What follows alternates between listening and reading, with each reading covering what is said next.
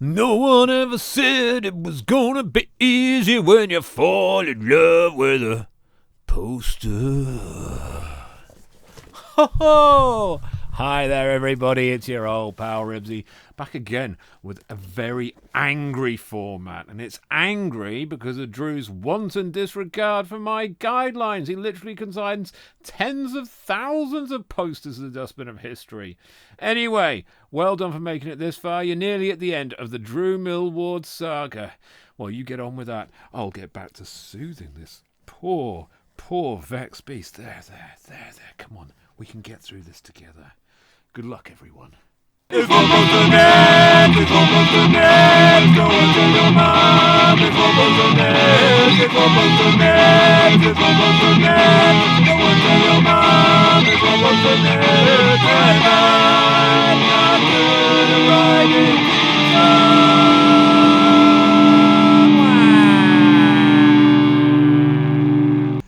Hi everybody, we were supposed to stop for a break for our sponsor, which was me, but it turns out actually we've been talking for an hour, so this is now a completely different video.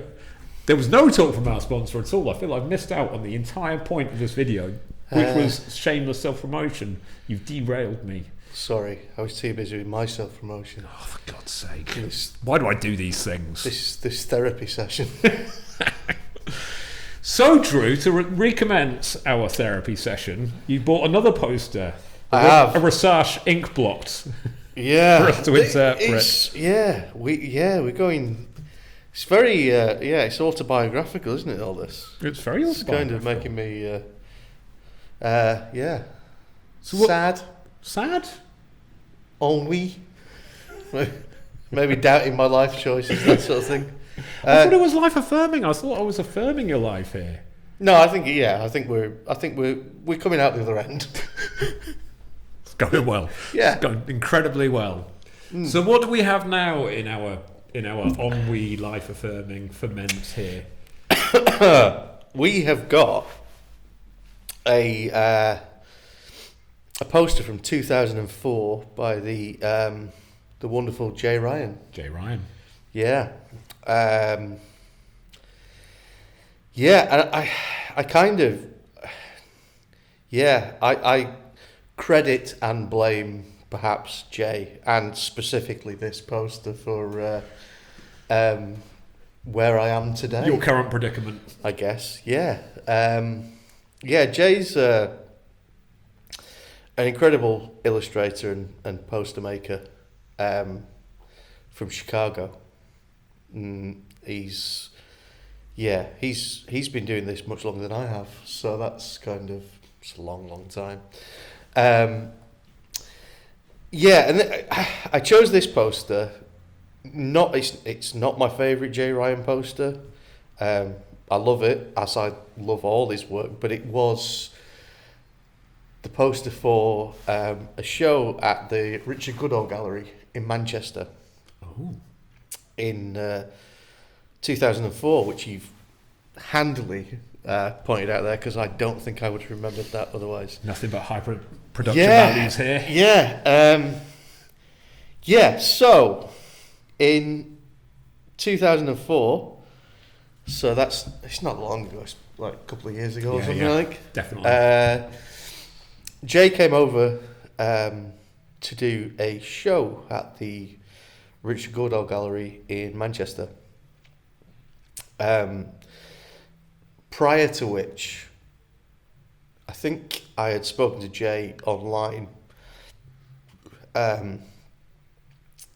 via the old website of gigposters.com, which I would perhaps credit for my entire career, I would say.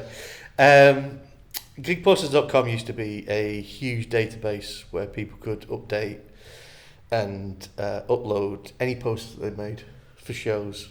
So it acted as this vast database of posters. The website itself was wonderful. It was great. You could go and You could type in a band name, you could type in an artist, and it'd bring up vast wealths of work that people had made. Often it was the artists themselves uploading things. And alongside the website database side of things was the forums. And the forums were, the younger people won't know what forums are. Before social media, there were forums, a bit like Reddit. I think. Yeah. A little bit like Reddit. Yeah, that's a close analogy.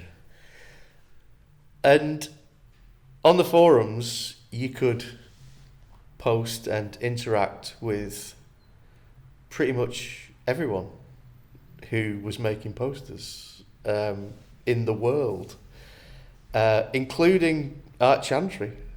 He would post on there and be a bit of a grumpy Gus, shall we say. But Art was like Frank Kozik. Oh, right, yeah. Posts on there a lot. Yeah. And there were just, it was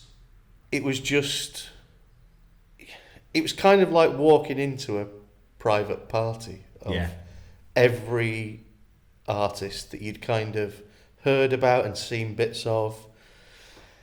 And they were just there hanging around because it was pre-social media, really. It was having those other distractions on the internet. It was kind of, it ended up being sort of like this digital clubhouse of everyone who was all around the planet who was in a similar mindset, who'd come to making gig posters. And it was absolutely fucking crackers, the fact that you could speak to these people who you'd only read about in books or you'd seen their work on screens, or it was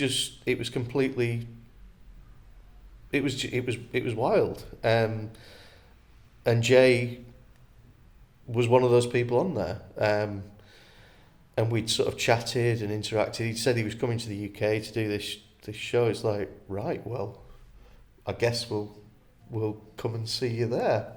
And we did. There was, around a similar time, there was myself and Graham Pilling. Yeah. Who hopefully will be doing this at some point. Good. He's very much poster adjacent. He's very poster adjacent. Yeah. I'd met Graham through my now wife, then girlfriend, and he'd made a poster for something. It was probably one of the Outspite weekends or something, or one of the Bombed Out stuff. And we got chatting, and I was like, well, Jay's coming over in a few weeks. Do you want to go? So there was kind of a group of us who went over from Leeds to Manchester. And around a similar time, Nick Rhodes, he'd set up a print studio in Manchester. I think around that time he may have, perhaps he'd not even printed any of my work, but he had started making gig posters as well. So it ended up being this sort of like small meeting of a very, very small part of the UK scene of poster makers. And we all went and had a lovely day out in Manchester and met Jay, and then went for pints afterwards. And Jay is just a big mountain of a man who is filled with enthusiasm and talent. And it was not long after meeting Jay at that show and that I decided to quit my quite well paid and quite well paid and secure job, and draw pictures instead, because he basically said, well, why are you guys not screen printing over here? It's well, because of the cost. It's like, yeah, you just probably need to just do it though. and we did, and that is that was kind of like a bomb going off, which made us all want to up our game and start making posters, and we did, yeah. And it was kind of, we're almost 20 years down the line from that point. And it was, it was completely that made me think, I don't want a job. Yeah. I don't want a normal job. I want to be able to do this. And I think the leap from seeing, you had the art chantry sort of stuff where it's like, I can make artwork for bands, but I didn't want to make that artwork. And then seeing Jay's work, it's like, so I can just draw pictures. It's like, fuck yeah, I'm going to do that. And again, I wouldn't say, I think probably some of the earlier work I was making was far more indebted to the work that Jay makes, but it was never a conscious kind of thing. I didn't want to make work that looked like Jay's. It was just the fact that Jay had said, go and do that. So I listened to him because I'm really easily led.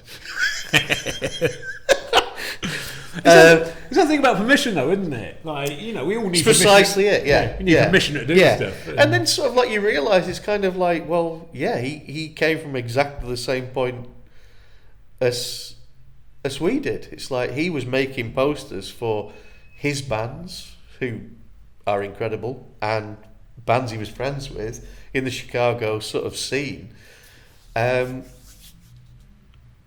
He was just making posters for his friends. It just so happened his friends played in some incredible bands. It was exactly the same starting point as we'd all had. It was this kind of like leveling of the field. It's like, oh shit, well we can just do that then. And it certainly wasn't. It wasn't sort of like a next day where it was completely easy, but I remember us trying to sell posters at gigs around sort of like, I guess 2004, 2005, where people would just be, it's like, what, you want me to pay? You want me to pay for this? It's like, no, just people coming along and sort of like resting their pine on a stack of posters, that kind of thing. It's like, it will take time for those sorts of things to sort of drift into sort of like the general consciousness, and it did, and it still does. It's still not an accepted kind of form of art. I wouldn't have said now. It's still kind of slightly viewed as being slightly odd. Far less so than it was, but far less so. Yeah. It's kind of. But that was the point. I think that's the reason I chose that poster, because it was very much the catalyst to push things forward and make things work and quit your job, go and do something else instead. And that's a pretty big inflection point, isn't it? Yeah, I would say so. It's kind of. So, thanks, Jay. You being there, Graham being there. That's two really impressive careers. Yeah. Luke was there as well. So Yeah. Luke Drost, Nick, who still makes posters now. Nick Rhodes. He does a lot of work with like Richard Hawley and things. Right. But yeah, it was this burgeoning kind of. We'd all kind of. Well, certainly me, Luke and Graham knew each other anyway, and we'd been in touch with Nick about stuff. But it wasn't a huge amount of time later that we started sort of meeting other people around the country as well who were making posters. I can't remember when the first year that they did Poster Roast, which was down in Kingston upon Thames, which is a few years after that, but that was kind of like the sudden realisation. It's like, there's other people in this country who want to do this as well. It was. But I'm not sure we would have met with those people had this not come about. Yeah. Had we not sort of like cemented something in our own minds collectively that we should definitely do something. Yeah. We should do more. We should try harder. Yeah, that's what it's all about, isn't it? It's about the effort. Yeah, Yeah, and it kind of, it wasn't, well, what, we were all in our early 20s, so it isn't any effort at that point. There isn't any, you don't have any kind of, there's no one vying for your time. Things were cheaper.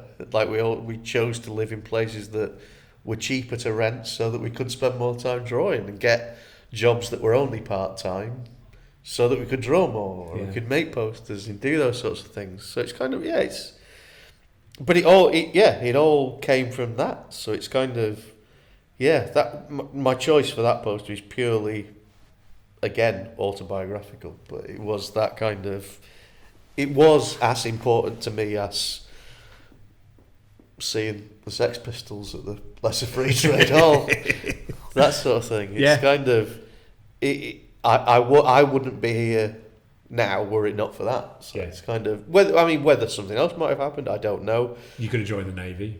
I could have joined the Navy, yeah. I could have been an archaeologist. Could have been an archaeologist. I could have been an architect. You could have been bloody loaded by now. But very symmetrical buildings. Yes, that all looked a bit like robots. I think that's a very decent reason to choose a poster, even if it does derail my format massively.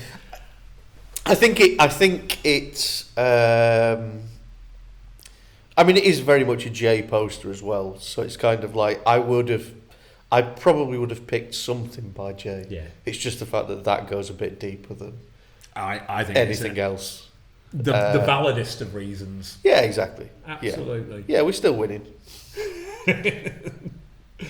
Which brings us on to our... Well, again, like, you are hell-bent on destroying this format by choosing not one poster, but all the posters in the entire... Rules are there to be broken, Jack. Rules are there to be broken. All the posters in the entire world. What's going on here, Drew? No, it's difficult to sort of sum up, isn't it? Yeah, well, you painted yourself into this corner, so you can paint yourself out of it, Sonny Jim. As we said before, time is a flat circle. We'll go back to the beginning. None of these posters are made by artists. In fact, one is actually. That's made by Shepherd Fairey, isn't it?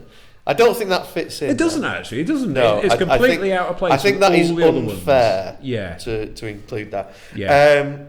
But it is, modern film posters. And I wouldn't even say that it's just modern film posters. I would say it's modern posters, modern advertising in general. And I think it's kind of...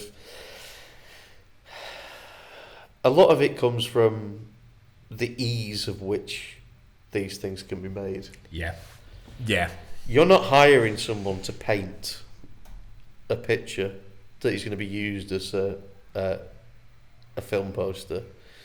You're grabbing things that already exist, photographs that have been taken on set, and you are compositing them into a poster in some way. And it's lazy. Doesn't look very good. Tells you nothing about the film. It tells you nothing about anything apart from this very, very... I mean, obviously, these are kind of groups. It's kind of like, well, this is about something. It's regression to the mean, isn't it? It is, yeah, very much so, yeah. It's like, have you seen that Liam Neeson film? Yeah. Yeah. Well, these films you might like because I assume Liam Neeson is in all of these films. Yeah. Because they're the films he makes. It's just it's dull. It's just boring, isn't it? You see it drifting slightly as well. The only thing that changes is the vague colour palettes. Yeah. And that is pretty much it. And I think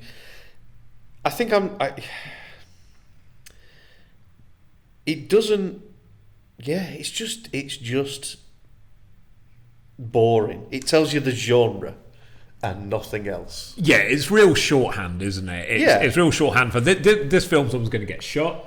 this film, two quirky characters going to fall in love, but there's going to be some difficulty along the way. There might be, yeah. Yeah. This film over here, it's going to be, a romance story. Here are all the signifiers that you need to know. Yeah. And in one sense, I kind of get it. I've said it before that, tropes in posters are there for a reason. A poster has a job to do. It's shorthand. Yeah. But there comes a point where you're just spaffing out the same stuff.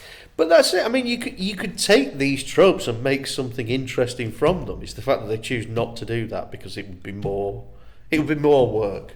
Yeah. And it's like, you know what? Whatever. I don't like this film enough to really hire someone to do something. It's just like, I wonder if it's become like an end in itself. I think it's become so like that's the one thing that I did sort of like spot. There's the new Puss in Boots poster on there as well, and that is obviously become a reference. It's been this self-referential reference to these posters, and it's like, at what point does it stop being a sort of like a retro kind of idea, and it just becomes more landfill, more visual landfill. Yeah. And like I love advertising. Because advertising is always going to be there. Yeah. Advertising, it's a necessary evil. It's always going to be there. So if it looks nice, if it does something cool, exactly, that's great. Yeah. Because your eyeball's going to get salted every day, so you might as well make it nice. Yeah. And I've noticed that recently it has taken a bit of a nosedive. I think the real telltale is... I'm going to sound really old again. But, like, if you look at car advertising in the 90s... Yeah, but if you look at cars... Yeah. I don't drive, so I'm kind of like, I'm kind of out of this fight. But cars look the same. Cars look the same. But car advertising was a real showcase back in the 90s. Yeah, it was. Yeah. You had your Papa Nichols, you had VW, who were regularly doing really clever things. Yeah. And now if you watch a car advert, it's the European one that you get, or the international advert that you get, where it's like, this guy is driving a car, he's driving it around, and look at him, he's got a girlfriend. You could have a girlfriend, you've got a car. And you kind of think, you go back to that VW advert, it was like the really seminal one in the 90s where she was getting a divorce, but there was a whole wedding thing. Yeah. It was a real game changer, that. And there's none of that sort of...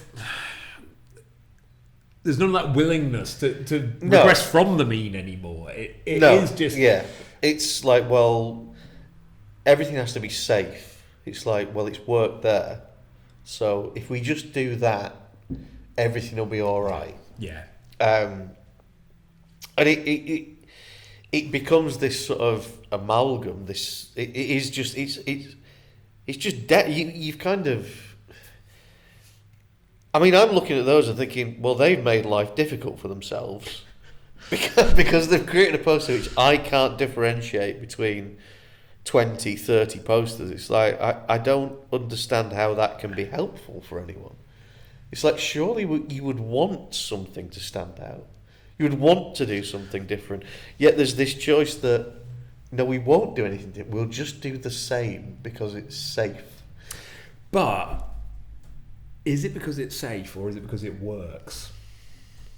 That's the thing. Do these posters actually work? And I can't answer that because obviously I don't know the bottom line to all these films. Well, yeah. It's just incredibly difficult, isn't it? I would argue that a lot of these films are not films that I'm going to enjoy anyway. True. So, the very fact that I think that they're bad doesn't make any difference. I wouldn't go and see them anyway.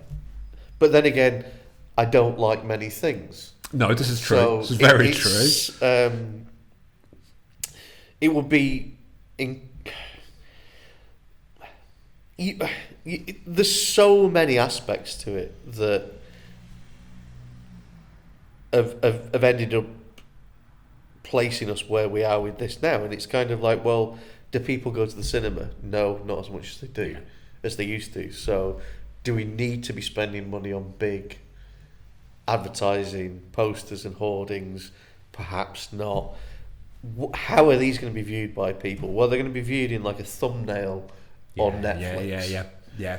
And it's like, well, what do we need to tell them then? It's like, well, do we need to tell them Liam Neeson's in this film?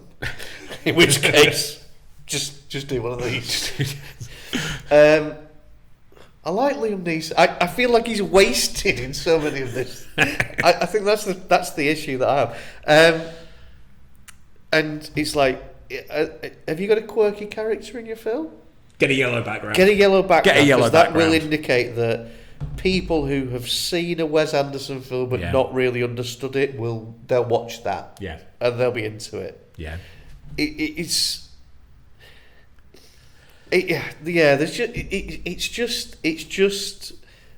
visual landfill. It's kind of I don't see the point in it. And I take that point, and it's all true. Something that Poppy Jennings said in the last video, though, is that this has been really good for the fan art scene, because it means that like fans are actually making posters that are better. Yeah, than the I mean originals. that is true. Yeah, and I mean certainly. Mentioning Mondo earlier on, who is like they did light a bit of a fire underneath. Yeah. Sort of like the marketing department's feet, and I mean, sadly, they are not really an ongoing concern anymore. But they certainly did draw people back. Like they had those artists who made those amazing posters in the 70s and 80s, and they got them back on board to make things. And it's kind of like there are incredible, like there's.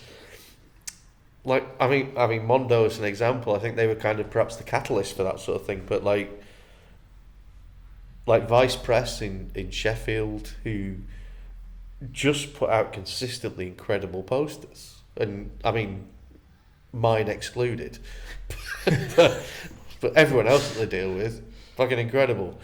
They hire me. I don't know why they hire me, but. That I do kind of think that, well, maybe it is the laziness of the studios to think like, well, yeah, the fan art will carry the day. Yeah, we won't worry about it. We don't need to worry about posters because someone else will unofficially deal with it for us. Yeah, it's a funny old scene, isn't it? It's a funny position that we find ourselves in here. It's strange because it is. There's. I think for the studio, there's no worth in making a poster. No, because it's an extraneous expense that they won't see anything back from that. Whereas you leave it to these sort of boutique companies who make, but it's like, all right, well, yeah, well, you take care of that. But then, I mean, it's just. That's kind of saying like, well, yeah, we don't care. Yeah, it's up to you guys now. Whatever the fuck you want, I don't care. Made the film. What we're gonna do is we're gonna bathe Liam Neeson in some blue light. I do love. That's gonna be bathing him. That's your fucking lot. It's strange. It's kind of all these kind of tropes and these shorthand. They could be used in a way that is far more interesting than they are, but they're just not. Yeah. And I think that's it's kind of like, just hire some artists. It's not just films as well. You see it in books as well. Like novels have. Totally. Really clear. Yeah, as much as I have singled in on the film posters. Yeah. Is it a crime book? Stick some blue light on it. Silhouette. Yeah. What about a wet street? Yeah. Or maybe a gnarly elm tree backlit. That kind of indicates there might be some folk horror, but we don't need to worry about that now. We can maybe put that in later, but don't worry if there isn't. It's like just a wet paving slab. Yeah. Is that all right? That should do it. I think we're going to do that. Yeah, and just block impact font. It's fine. Do you know the studio posters I find really interesting? Just from a design challenge point of view, are like that shaped ones on the buses, where you've got like the hoarding going down the side and a little bit. Oh, the T. Yeah, it's like, God, that must be the brief from hell. Like, you need to get X, Y, and Z in this poster. You can't fit two people down there. Yeah. Yeah.